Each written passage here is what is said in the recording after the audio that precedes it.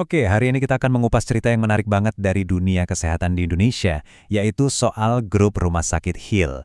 Kenapa menarik? Karena mereka ini lagi di persimpangan jalan yang krusial banget untuk tahun 2026. Harus milih antara ngejar pertumbuhan atau fokus ke laba.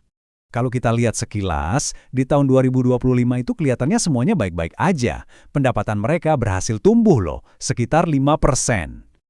Tapi, disinilah ceritanya jadi rumit. Di saat yang sama, laba bersih mereka justru anjlok. Dan turunnya itu nggak main-main, hampir 24%. Aneh kan? Pendapatan naik, tapi untungnya malah terjun bebas. Ini kan jadi bikin kita mikir, loh kok bisa gitu? Apa sih yang sebenarnya lagi terjadi di dalam Heal?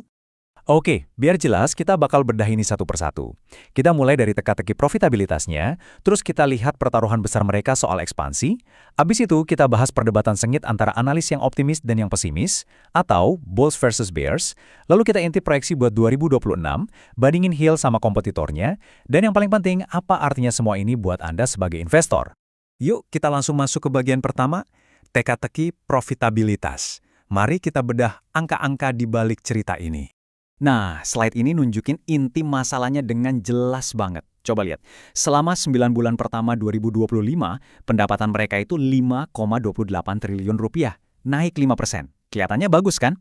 Tapi lihat sebelahnya, laba bersihnya cuma 356 miliar, anjlok hampir 24%. Jomplang banget kan?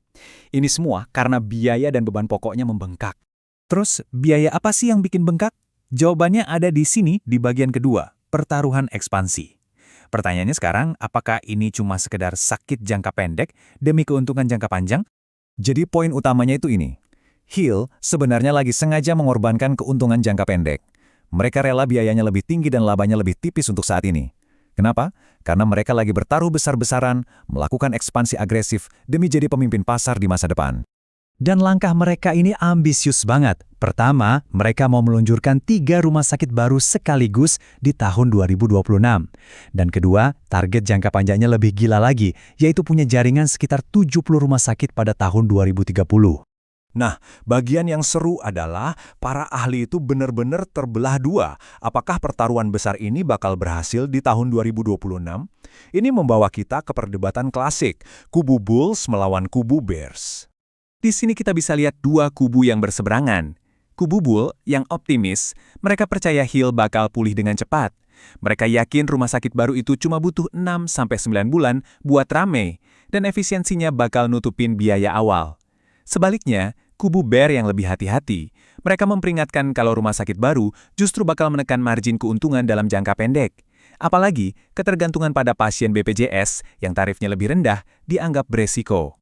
Oke, dengan dua pandangan yang beda banget ini, terus gimana dong proyeksi angka konsensusnya untuk tahun 2026? Yuk kita intip bareng-bareng. Para analis secara umum sepakat, mereka memperkirakan pertumbuhan pendapatan yang cukup solid di tahun 2026, yaitu sekitar 9,9%. Sebagian besar sih masih disumbang dari rumah sakit yang udah ada.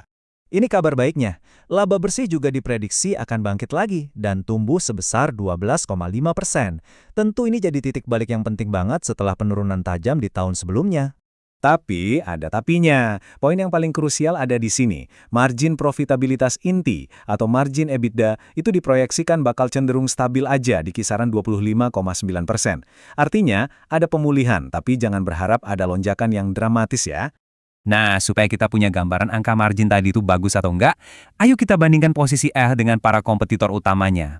Grafik ini nunjukin semuanya dengan sangat jelas. Proyeksi margin EBITDA Heal untuk 2026 itu sekitar 27,7%. Angka ini oke, tapi masih di bawah Silo yang sekitar 31,5%. Dan apalagi kalau dibandingin sama Mika, yang jadi pemimpin pasar premium, marginnya bisa tembus 37,8%. Jauh kan? Perbedaan ini ya karena strateginya memang beda. Heal itu mainnya di volume dan pertumbuhan. Fokusnya ekspansi ke seluruh negeri dan banyak melayani pasien BPJS. Sementara Mika, mereka fokusnya ke profitabilitas dan segmen premium. Menargetkan pasien swasta yang bayar sendiri, jadi mereka punya kekuatan buat pasang harga lebih tinggi. Jadi, apa yang bisa kita simpulkan dari semua ini? Jawabannya, ya tergantung dari sudut pandang mana Anda melihatnya. Mari kita rangkum di bagian terakhir ini. Gini, buat Anda yang investor jangka panjang, cerita tahun 2026 ini cuma satu bab kecil dalam buku yang lebih besar. Fokus Anda pasti ke gambaran besarnya. Jalan menuju 70 rumah sakit di 2030. Tapi kalau Anda seorang trader jangka pendek, detail di tahun ini jadi sangat krusial. Anda akan terus memantau katalis seperti laporan keuangan kuartalan, dengan risiko terbesar kalau marginnya ternyata tertekan lebih lama dari yang diperkirakan. Pada akhirnya, seluruh argumen investasi untuk Hill di tahun 2026 ini bermuara pada satu pertanyaan penting. Apakah sakit sementara ini adalah harga yang sepadan untuk dibayar demi menjadi dominan di jangka panjang?